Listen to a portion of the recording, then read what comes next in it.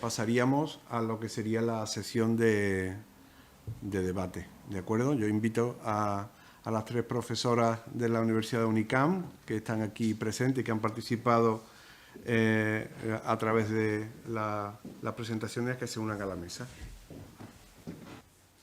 ¿Estamos todos? Sí. Bueno, os voy a ir pasando el micrófono, ¿vale? Intentamos ver si dejándolo aquí, no moviéndolo mucho, podemos todos, pues se nos escucha, ¿vale? La mesa queda abierta tanto a los que están en la sala como a las personas que están online, ¿de acuerdo? Esas personas que están online estarán como participantes. Si quieren intervenir, tienen que levantar la mano y tenemos que pasarlo de rol para que puedan activar su pantalla y hacer sus preguntas, o simplemente activar el micrófono, la pantalla o ambas cosas a la vez. Yo quisiera hacer antes de nada un resumen, ¿no?, de lo que hemos visto hoy. Han sido 4 presentaciones que yo creo que recogen de una manera muy significativa las cuestiones que se planteaban en el curso. Es decir, hay la repercusión de las diversas tecnologías digitales de información en los procesos y estrategias contemporáneos de conocimiento y conservación de la arquitectura. Creo que todos han planteado se han planteado unos problemas y se han planteado unas estrategias y han utilizado unos recursos tecnológicos. En el caso de Eloísa hay un intento por mostrar un proceso completo, ¿no?, desde la escala del objeto a la escala de un territorio, en este caso una isla delimitada como objeto de ensayo y de ejercicio, con un conjunto que es esa cárcel que estaba allí, que tiene una cierta complejidad, pero tiene una escala arquitectónica, y por otro lado tenemos la escala territorial, ¿no?, de la isla, y cómo se ponen en marcha un montón de herramientas con varios objetivos. Yo creo que todos se han planteado varios problemas. Bueno, hago un resumen previo de las demás intervenciones. En el caso de Chris Landy se ha planteado como reto, ¿no?, la falta de información y de organización de la información por parte de los gestores, la necesidad de tener unos recursos apoyados en las tecnologías para hacer un registro, en el caso que ella nos ha planteado, de las patologías, del estado de degradación del conjunto, de cómo ese conjunto edificado va degradándose, cómo se puede ir controlando, realizando distintas tomas de muestras periódicas, y eso además genera más información que a su vez hay que incluir en una base de datos. En el caso de Patricia, el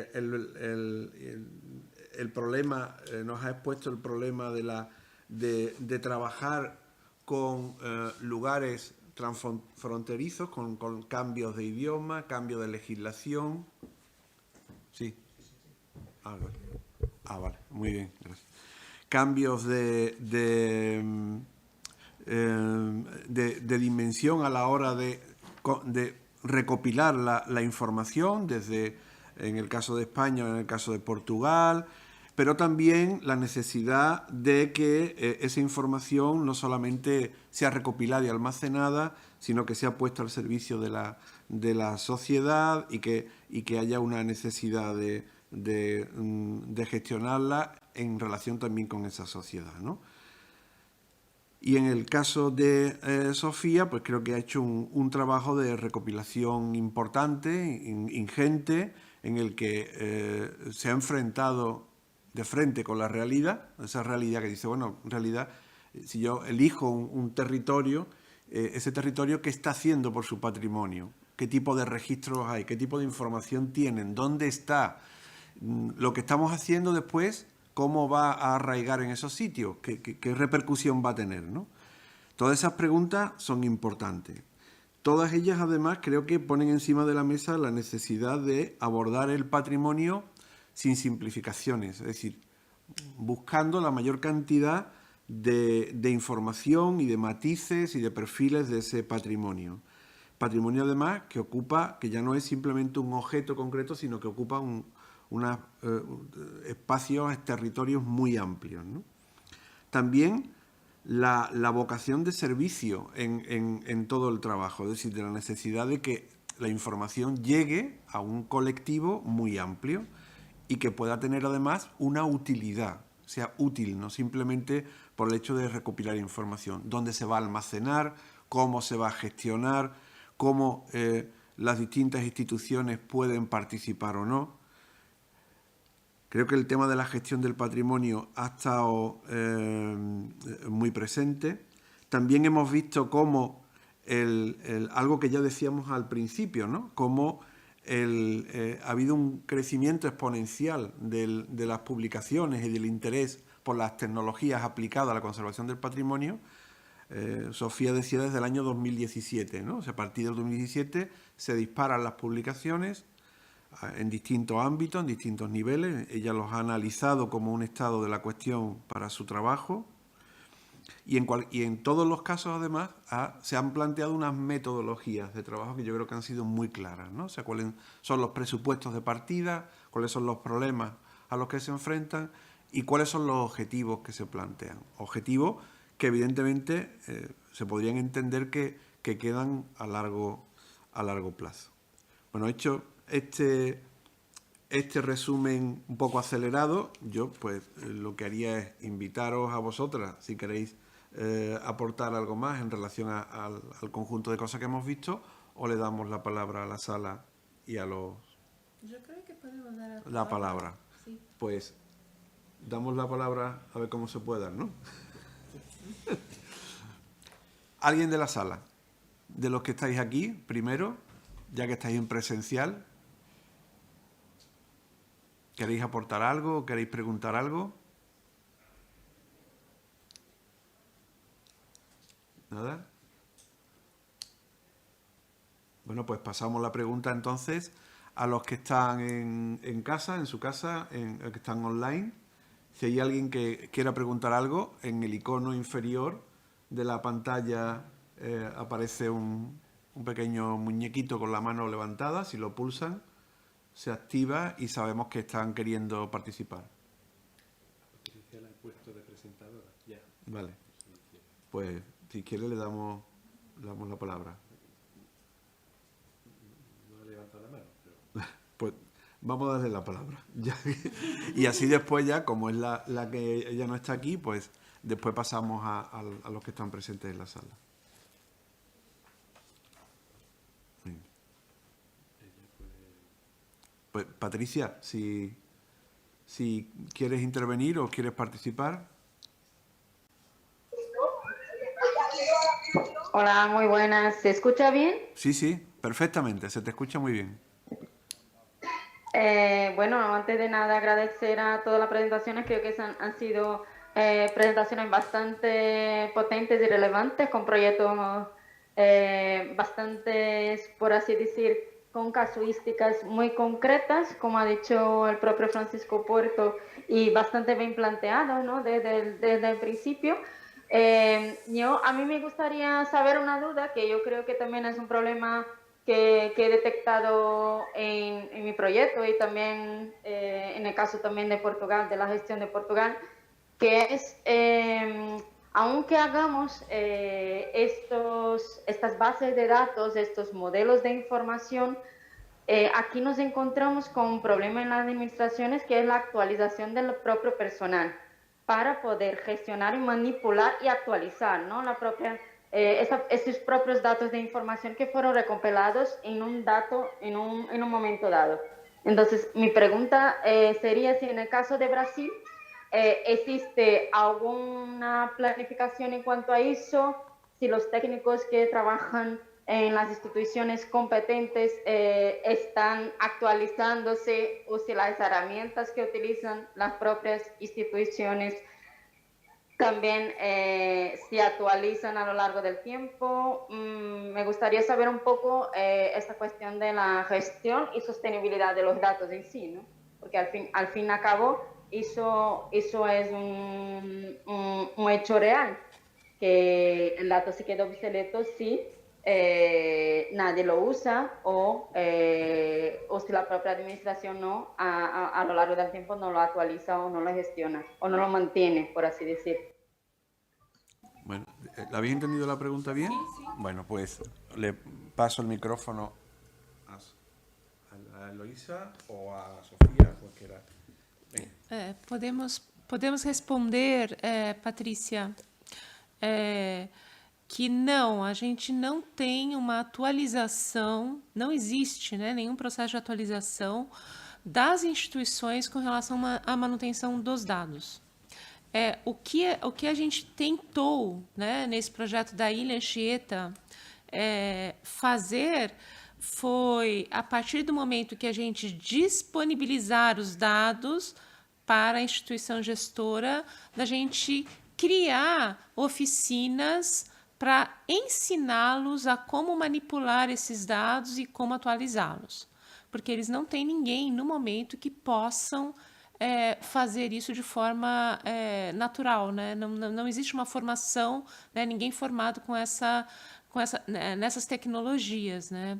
E, inclusive, o trabalho, a Crisângela pode até falar um pouco dela, o trabalho que está sendo feito, né, com relação às patologias nas edificações, ela precisa ter uma continuidade. E, assim, o nosso trabalho, ele se extingue, né, como pesquisador a partir do momento que a pesquisa finaliza. Mas o edifício continua lá e as pessoas que vão gerir também, e elas precisam, então, ter conhecimentos adequados para poder dar continuidade.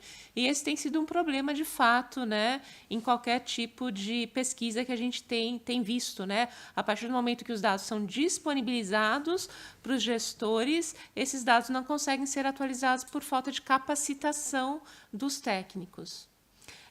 E a gente tem procurado usar também repositórios abertos, né?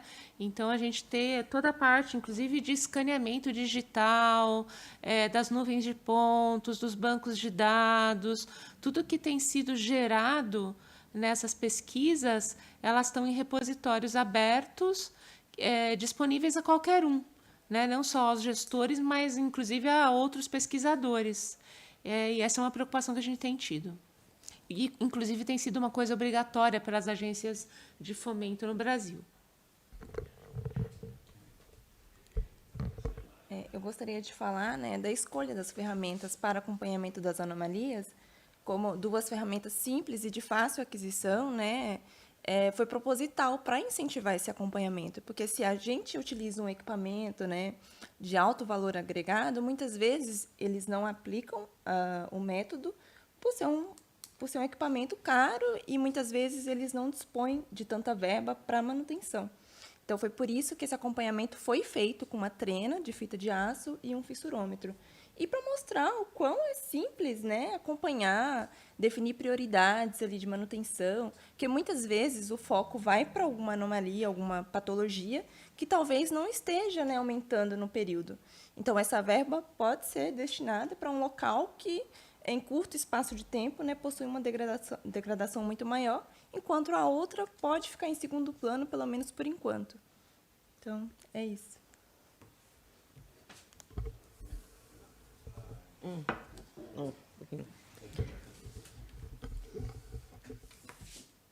Vou tentar falar um pouco de portuñol.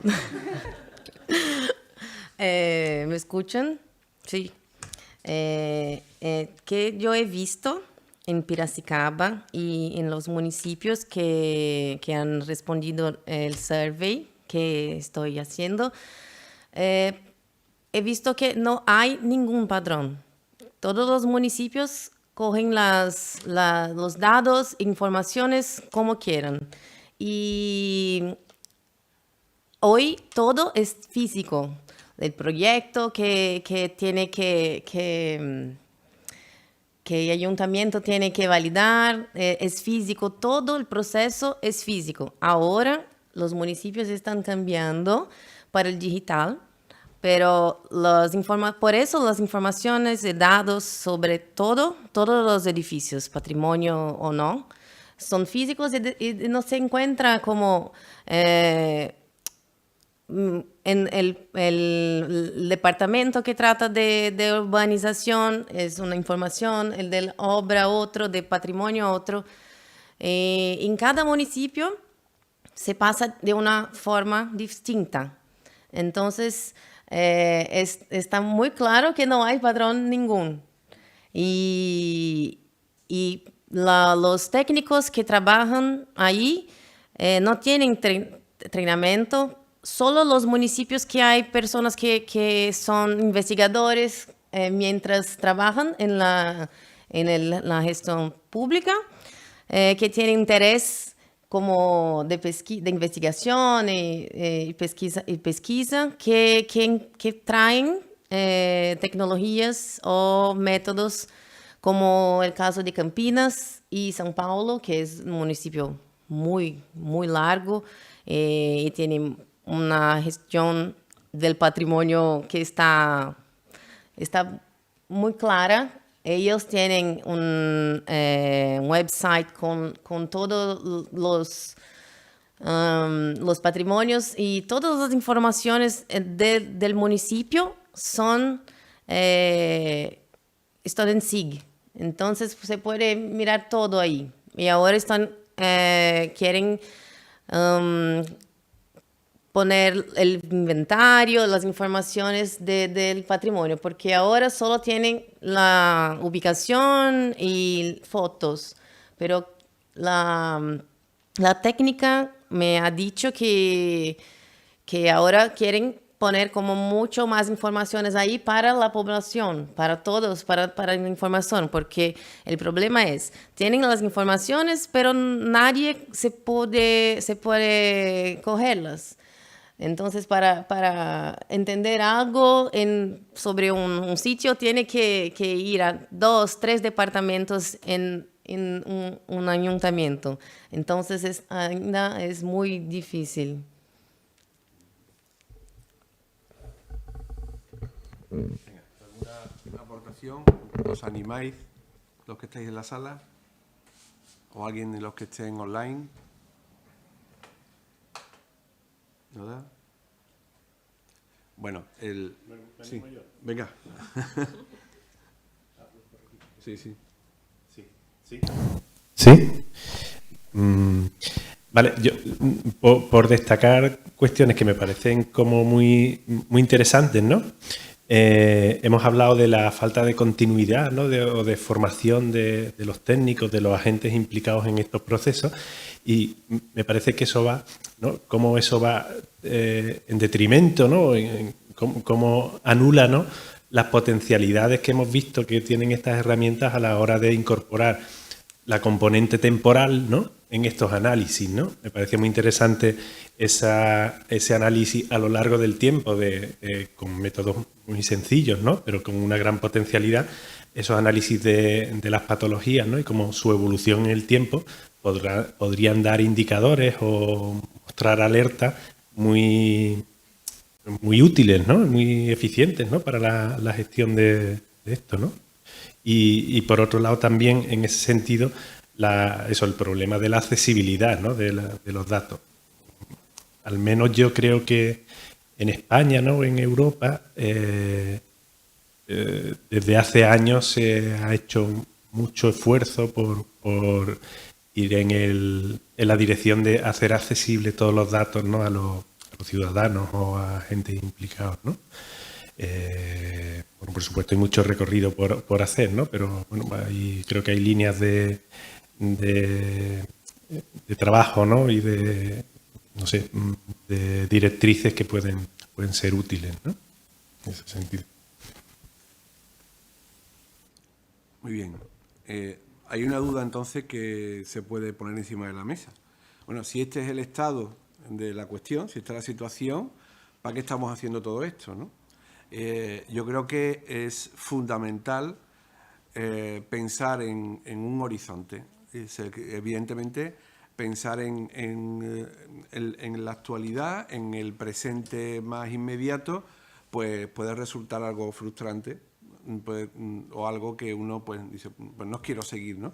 Pero lo importante es entender que esto es un camino largo y para que ese camino se construya hay que tener experiencias, ¿no? Yo creo que todas estas experiencias son fundamentales. Hay veces que, vamos a usar tantísimas tecnologías, al final se genera una información ingente, no importa. Yo creo que lo importante ahora es experimentar, explorar, buscar, poner encima de la mesa resultados, problemas e intentar buscar también soluciones. Soluciones que a corto plazo no van a ser, pero que a lo mejor a un largo plazo sí pueden ser, ¿no? Con un cambio de mentalidad en el personal que gestiona. Tú lo has dicho, ¿no? Hay personas que si se incorporan con una mente distinta, pues tienen un pensamiento un poco más abierto o un pensamiento un poco más multidisciplinar, pues evidentemente los resultados irán poco a poco contaminando a las distintas administraciones, ¿no? Entonces, lo importante es que todos estos pasos, como el trabajo que ellas están haciendo en Unicam o el trabajo que nos ha mostrado Patricia, supone el abordar el patrimonio desde un punto de vista, ya lo hemos indicado, multiescalar, es decir, sin pensar en el patrimonio que pueda ser un objeto mueble o un territorio. O sea, todo es un problema patrimonial. Si antes era difícil abordar esto porque no teníamos herramientas o artefactos, ¿no? Como lo habéis dicho alguna de vosotros, ¿no? Artefactos, herramientas con las que abordar esa complejidad, al final se hacían simplificaciones.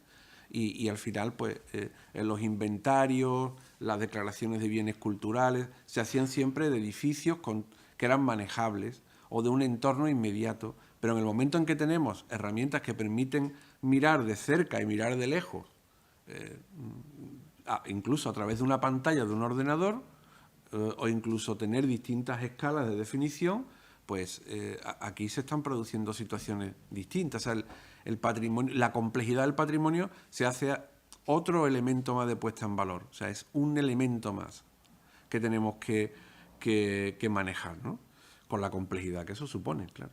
Pero siempre con la vista puesta en el horizonte, y por eso creo que, aunque muchas de estas experiencias nos puedan parecer muy ambiciosas o muy complejas de desarrollo, porque al final son equipos de investigadores como los que habéis puesto, ¿no?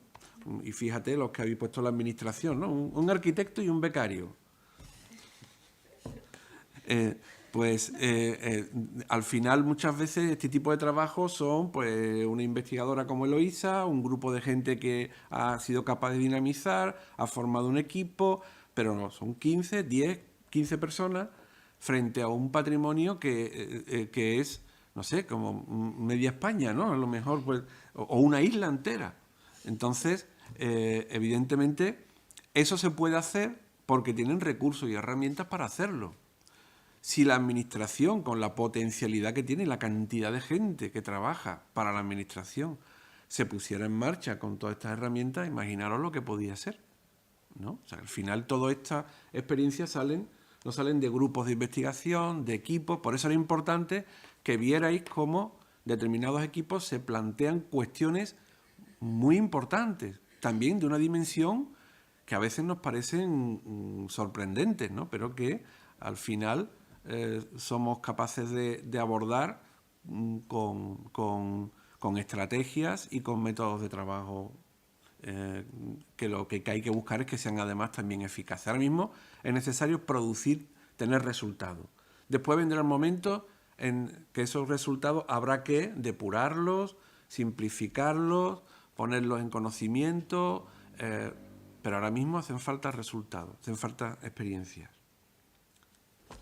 ¿Queréis comentar algo más? Sim, gostaria. Venga. Espero que me compreendam em português, né? Eu creio que o principal problema para nós em Brasil não é o uso das ferramentas digitais, mas principalmente da conscientização do bem patrimonial. A gente tem uma relação com o patrimônio muito diversa da europeia, né? Então, o patrimônio ainda não tem esse valor, essa valorização que existe nos países, né, europeus. E isso é uma coisa que a gente, aos poucos, também, com essa divulgação, a gente tenta também criar mecanismos, né, para sensibilizar a população da importância de manter esse patrimônio. Então, assim, eu acredito que as ferramentas digitais também contribuem nesse sentido para uma difusão e uma educação patrimonial para o leigo e não para aquele que, de certa forma, lida com esse problema, como são os gestores. Então, para que, desde pequenos, né, desde a educação básica, as crianças, depois os jovens, os adultos, deem a devida importância para o patrimônio. E se eles dão essa devida importância, eles vão se engajar, né? E se eles se engajam, eles podem contribuir mais tarde, trabalhando em órgãos de defesa ou aplicando determinadas tecnologias, né? Trabalhando com essas tecnologias para melhorar a gestão desses locais tão importantes, né, para a memória das pessoas. E eu acredito que o que vocês viram aqui na Ilha Anchieta é um típico caso de descaso, né? De um espaço tão rico em história, em memória, que carrega consigo tantas histórias, inclusive desagradáveis, né? Não são histórias buenas, né? São histórias tristes, mas que são necessárias, inclusive, no nosso processo democrático, né? Que isso não ocorra novamente. E que a edificação está caindo aos pedaços, ela está se deteriorando, ela está desaparecendo. E, com isso, desaparece também uma história, né? Um momento histórico importante para a cidade de São Paulo. Não sei se vocês querem falar alguma coisa. Sí, como Eloísa ha dicho, en el caso de Monte Alegre, que es el barrio que trabajo, estaba como sin uso, las edificaciones estaban en ruinas, se dice ruinas, y solo están ahora renovadas y restauradas porque el dueño, que tiene un sentimiento por el sitio, que ha investido mucho dinero ahí para recuperar todos los edificios. Si no, ahora no estarían como están. Y también el mercado inmobiliario que ha llegado ahí y ha hecho un barrio fechado, como cerrado, con condominio, se dice aquí, ¿no? Como cerrado con muros y para nuevas viviendas, pero viviendas caras, que está ahí cerca. Y ahí el barrio ahora está valorizado. Y ahora que están mirando como un sitio que vale y tiene que estar ahí para el turismo y esas cosas. Eso que Eloísa ha dicho es muy importante. Y ahí en Piracicaba, con un arquitecto y los 3 becarios que tienen, ha hecho un trabajo muy, muy grande y es impresionante.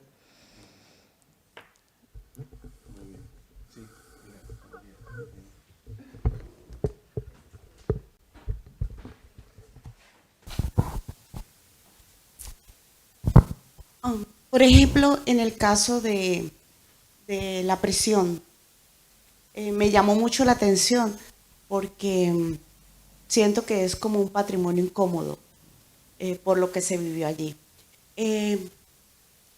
Para el futuro, me imagino que el ayuntamiento es el dueño de esto, ¿sí?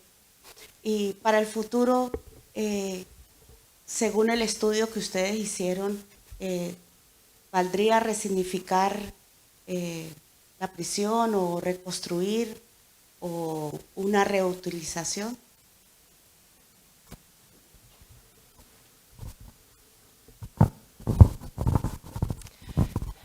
Existem projetos, sim, para a estabilização das construções, pero não cambiar para outras funções. somente como espaço museológico, né? Para mostrar a história, não para cambiar a utilização, o uso. Sí. Sería como Continuar sendo un espacio turístico. un yacimiento arqueológico, Sí. pero de arquitectura contemporánea, Sí, ¿no? sí, de arquitectura contemporánea. O sea, consolidar, dejar la ruina, entender la ruina como tal y consolidarla, ¿no? Si eso Sí. es una pregunta que también quería hacer, o si hay propuestas, porque habéis medido las grietas que se van abriendo, los revestimientos, son materiales muy sencillos, muy Sí. humildes, ladrillos, revestimientos, esos son muy frágiles, ¿no? Y la condición de estar en una isla, En una isla. océano, Claro. es un complicador. Claro, claro. Sí, tiene que consolidar las construcciones porque algunas de ellas están en estado peligroso para el turista. Sí, mira. Espérate. Para que te escuche todo el mundo. En el caso del proyecto de la cárcel, la prisión, ¿cómo determinaron en dejarlo como un elemento museológico? O sea, ¿utilizaron un estudio con la comunidad, con las personas para saber si ellos están de acuerdo en mantenerlo o si les parecía que mejor podrían darle una nueva utilidad o simplemente el ayuntamiento tomó la decisión?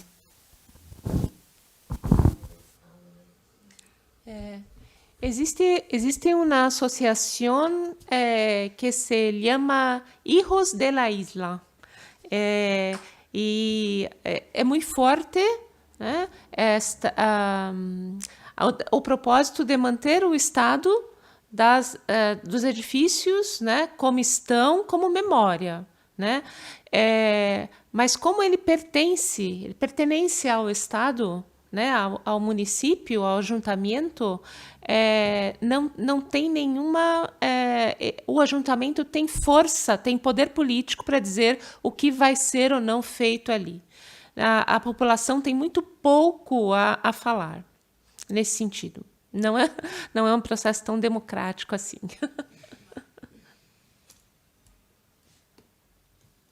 ¿Alguna cuestión más?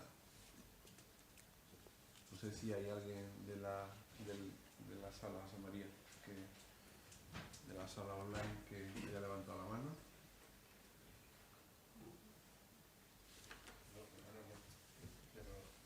¿Hay en el chat algo?